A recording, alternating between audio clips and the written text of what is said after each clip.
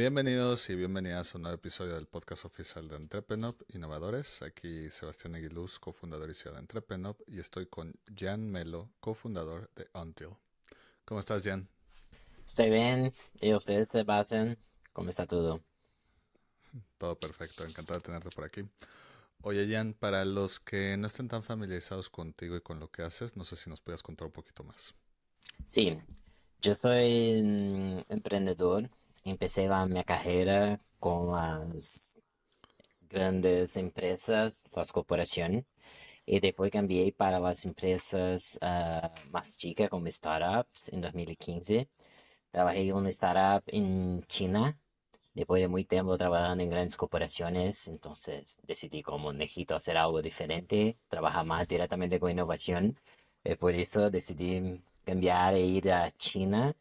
Sí, fue una experiencia muy rica para mí, porque pude trabajar directamente con tecnología, e-commerce y todo más.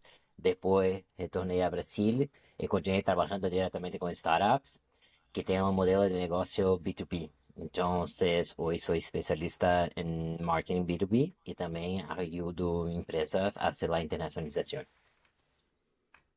Perfecto. Oye, Jan, cuéntanos un poquito, por ejemplo, tú que has trabajado en varios ecosistemas emprendedores, ¿qué problemas de los ecosistemas de startup has notado que siguen necesitando ser resueltos y que trascienden ahora sí que un efecto código postal? Sí, yo creo que los ecosistemas de startups que tenemos acá, un punto muy importante es cuanto relacionado a internacionalización. Entonces, Brasil, estoy basado en Brasil. En Brasil tenemos un país muy grande, entonces las startups, lo primero pensamiento es, no necesito empezar mi internacionalización porque tengo un país muy grande, necesito escalar mi negocio acá para después empezar internacionalmente. Entonces, yo creo que es muy diferente cuando hablamos con España, empresas de países más chicos. Entonces, ya las empresas nacen con la internacionalización en lo profile y con los objetivos. Entonces, acá yo creo que el ecosistema, Brasil es un ecosistema muy nacional y necesita expandir internacionalmente, y hacer más deal, en contacto con empresas, tener más la parte internacional. Entonces, yo creo que un problema muy grande de los ecosistemas de innovación es la parte internacional y tener ese exchange de toda la información con otros programas. Perfecto. Oye, Jan, y por ejemplo, siguiendo con la plática de Brasil, como hub de innovación, ¿qué crees que el mundo aún no ha terminado de descubrir de los puntos fuertes de Brasil en este tema de impulsar la innovación mundial? Sí, yo creo que lo punto fuerte que tenemos acá en Brasil es la calidad de los profesionales, porque acá tenemos como la educación superior, como las graduación en todos, masters, PhD, es un punto muy fuerte para nosotros. Tenemos esa parte de educación más tradicional. Entonces, hoy puedes encontrar mano de obra muy cualificada en Brasil, relacionada a AI, tecnología y todo de software. Entonces, yo creo que lo punto fuerte de Brasil es la calidad de mano de obra de las personas que pueden hacer los desenvolvimiento de tecnología. Por eso acá en Brasil tenemos el potencial de tener empresas tecnológicamente muy buenas también, pero el problema que tenemos acá es cómo hacer la escala. Entonces, hoy en Brasil tenemos cerca de 80% de todas las empresas son B2B. Y no tenemos muchos negocios con el perfil de B2C que hacen ventas para otras personas. Lo perfil es totalmente B2B y tenemos un problema muy grande con escala de las compañías acá, porque B2B tenemos un ciclo de ventas muy longo, muy largo, entonces es cerca de 4 o 6 meses para hacer el primer deal. Entonces, para una startup empezar un negocio en Brasil es complejo porque tenemos ese problema con las vendas. Como es un proyecto muy largo, muy caro y es muy complejo para empezar. Pero en Brasil el punto fuerte es la calidad de las personas que trabajan acá. Oye, y por ejemplo, para terminar este tema de la internacionalización latina, ¿qué región del mundo has visto que es más receptiva a recibir el talento de startups latinoamericanas o las mismas startups latinoamericanas?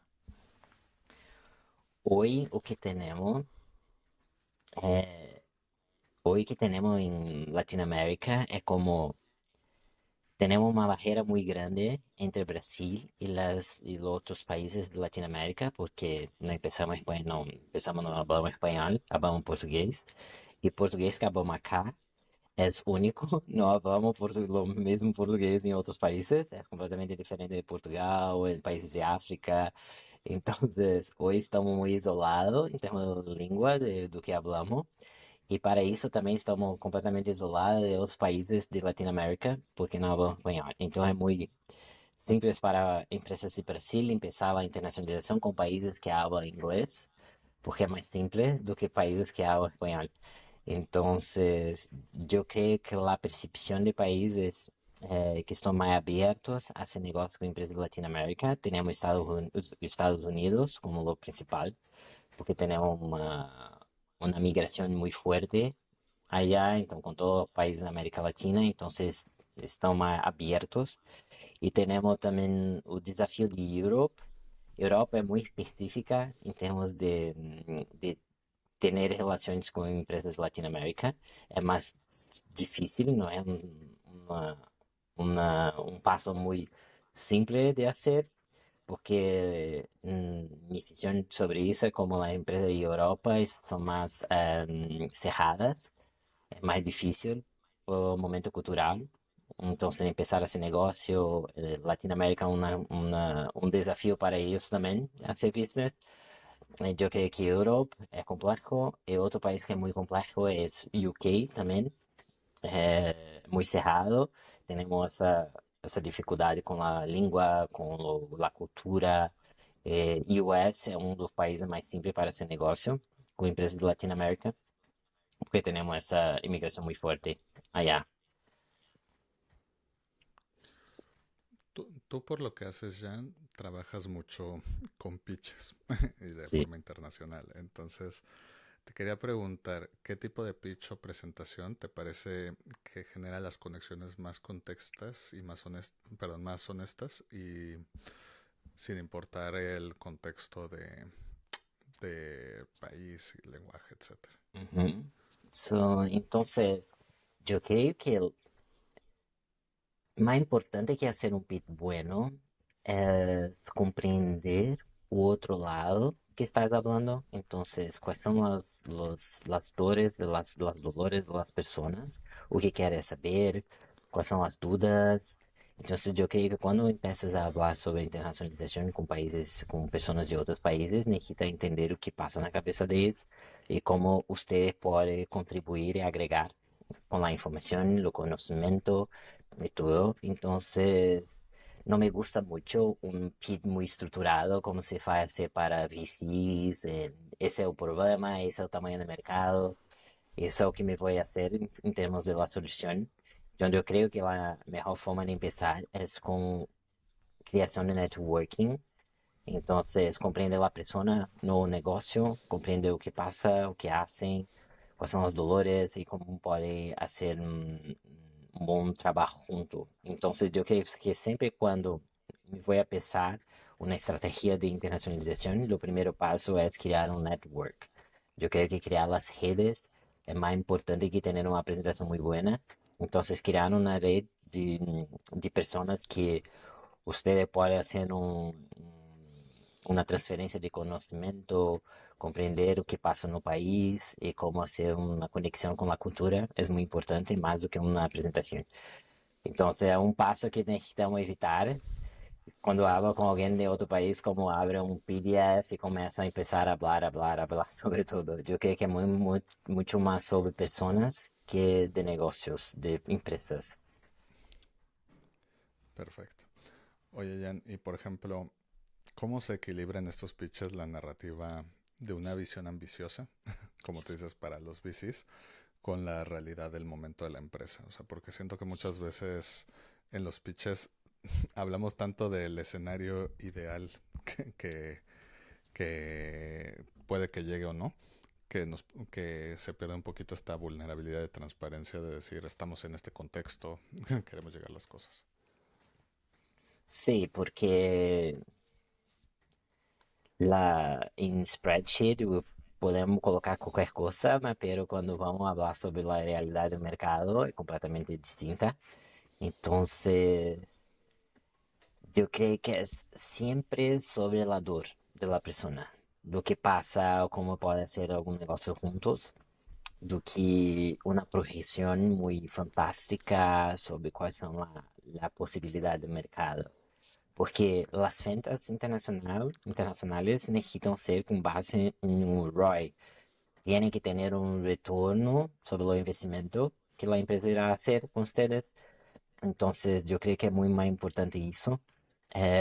Una cosa muy importante también que pasa con las empresas, startups y todo, cuando van a hacer la selección de un país para empezar con la internacionalización, ese país tiene una distancia psíquica menor, más corta con ellos. Por ejemplo, la distancia psíquica es lo mismo que el idioma, la cultura, la distancia geográfica. Entonces, la persona, o emprendedor, o founder, cuando empieza a decidir qué país va a empezar, la primera decisión es como el país que más pierto próximo de ustedes. Entonces, es la primera cosa.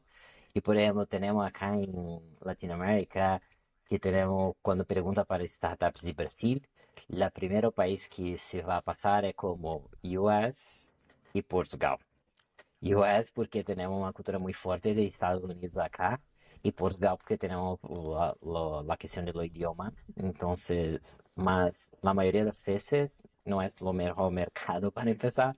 Tenemos otros países para empezar como Argentina, Colombia, Chile, más ellos no tienen esa noción. Entonces, la proyección de la agenda que van a hacer, como el tamaño del mercado y todo, es con base mucho no que quieren hacer, no es como una base en la realidad. Entonces, la proyección para mí es como, necesita, es muy más importante para ustedes hacer el desenvolvimiento, desarrollo de los negocios, de los networking en ese país, do que la proyección de la venta. Necesita tener, conocer el país de los buyers con base en las dores que tienes y después con base en eso hacer la proyección. Oye, hablando de realidad, eh, ¿cómo manejas las expectativas cuando conectas fundadores con inversores u otras empresas? Porque pues yo me imagino que todos se imaginan que se ganaron la lotería con eso y pues puede ser o no, quién sabe. Sí, cuando tenemos la parte de la expectativa, eh, me gusta mucho empezar con una expectativa muy baja. Entonces, porque necesitamos hacerlo proof del concept. Hey, aquí Sebas, perdón que te interrumpa el podcast. Si ya llegaste hasta aquí y te está gustando la conversación, échale un like al video. Nos ayuda un montón a que más gente descubra el podcast y podamos seguir trayendo invitados chingones cada semana. Suscribirte es gratis y nos apoyas muchísimo. Y si ya estás suscrito, sigue innovando. Para que la empresa es muy buena, lo proceso de conexión es fantástico también. Entonces, acá en Brasil, para conseguir una ronda de investimento de inversión es muy complejo también. Necesita probar cómo tiene que tener profit y todo. Entonces, no es algo muy simple. Mas yo creo que la expectativa mejor es cómo que puede tener un inversionista que puede soportar su operación de la manera estratégica, no solamente el dinero. Entonces, yo creo que la expectativa también del lado de inversionista es como, ahora toda la inversión está como embasada en AI Engine, en todo para AI. Es como, há uma direção muito clara para os VCs que vão investir somente em negócios que tenham uma tecnologia ou que está atrelado completamente ao hype do momento. Então, eu creio que o papel do founder é encontrar um inversionista que hace a parte da estratégica, que traz uma visão completamente distinta e que pode contribuir para a expansão da companhia também. Entonces yo creo que para hacer el management de la expectativa, yo creo que es muy conectado con la escuela que ustedes se va a hacer. Porque tengo, presencié en mi vida alguna historia de compañía que encontraram um bom inversionista, uma empresa muito grande, por aqui em Brasília, uma empresa muito grande, um banco, e colocaram cerca de 6 milhões de dólares, de reais, é como 1 milhão de euros. Colocaram a la inversión y la empresa cerró la operación en 1 año y medio, porque los goals lo- lo- de la inversión es como completamente distinta de lo propósito de la empresa. Como cambiar completamente lo branding, lo objetivo y lo value de la empresa también. Entonces la empresa cerró. Entonces ese es un punto muy importante de tener un buen inversionista porque puede hacer la parte estratégica y contribuir para la empresa y no solamente dinero por dinero porque se va a acabar un día. Me imagino. Oye, Jan, y por ejemplo, ¿qué habilidades crees que un emprendedor necesita que al menos hoy por hoy no se enseñan o no se desarrollan en incubadoras y aceleradoras? Yo creo que el papel del emprendedor, la característica principal es crear relaciones, crear relationship. Criar y mantener esas relaciones es muy importante porque tener un network, porque hoy tenemos la palabra networking como una cosa muy popular y todo el mundo hace, pero la verdad, lo gran valor de lo networking es la capacidad de crear relaciones y mantenerlas. Entonces, hacer toda la parte de los tomar un café, hacer algunas agendas, estar presente y contribuir para la persona también, hacer un knowledge share, trocar conocimiento. Yo creo que la capacidad principal de todo emprendedor hoy es cómo crear relaciones, no solamente del país, mas como una relación global, con países y personas de diferentes países que pueden contribuir con ustedes sobre la visión, la misión de su compañía. Estar presente em ecossistema de inovação é muito importante também, não somente em seu país, mas em outros países também. Porque eu creio que a troca da experiência, a troca do conhecimento, se vai contribuir muito para seu futuro e estratégia de sua companhia. Perfecto. Oye, y por ejemplo, vámonos del otro lado. ¿Cuáles son los errores comunes que Uhum. ves que las startups siguen haciendo a la hora de levantar capital? Eu creio que o erro mais comum é a escolha do VC. Encontrar a pessoa certa, a companhia certa que se vai fazer uma inversão em sua companhia. Eu creio que o erro mais comum é isso. Mirar solamente o cash y esquecer de toda la parte de la estrategia. Y una cosa también, una pregunta muy importante, ¿su compañía necesita de capital o necesita solamente de dinero?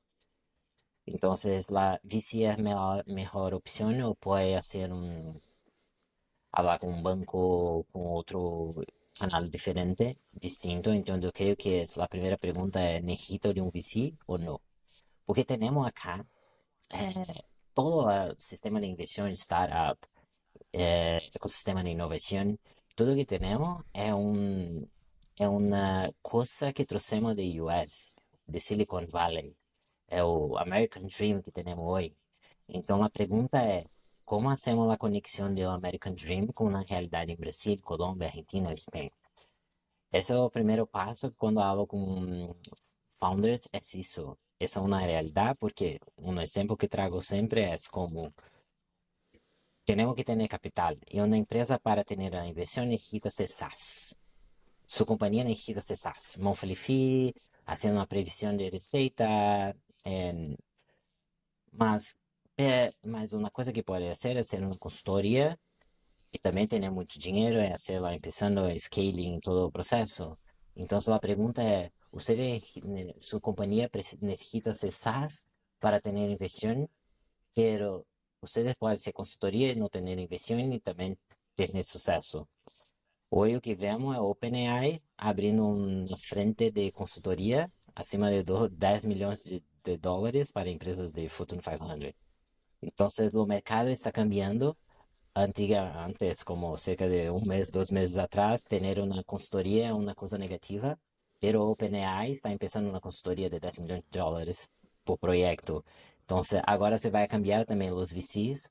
Se voy a empezar a mirar diferente cuando la empresa, el tema es SaaS en consultoría.